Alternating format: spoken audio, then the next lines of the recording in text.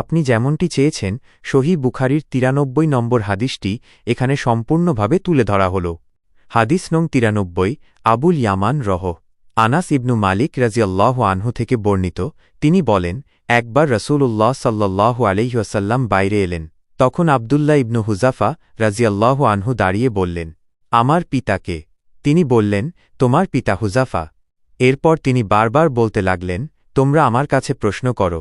উমার রাজিয়াল্লাহু আনহু তখন হাঁটু গেড়ে বসে বললেন, আমরা আল্লাহকে রব হিসেবে, ইসলামকে দ্বীন হিসেবে এবং মুহাম্মদ সাল্লাল্লাহু আলাইহি ওয়াসাল্লামকে নবী হিসেবে সন্তুষ্ট চিত্তে গ্রহণ করে নিয়েছি। তিনি কথা ৩ বার বললেন। তখন রাসূলুল্লাহ সাল্লাল্লাহু আলাইহি ওয়াসাল্লাম নীরব হলেন। এই হাদিসটি ইলম বা জ্ঞান বিষয়ক অধ্যায়ের একটি অংশ। হাদিসের মূল বার্তা হল এমন সব প্রশ্ন করা থেকে বিরত থাকা উচিত যা অপ্রয়োজনীয় বা অপ্রীতিকর পরিস্থিতি তৈরি করতে পারে।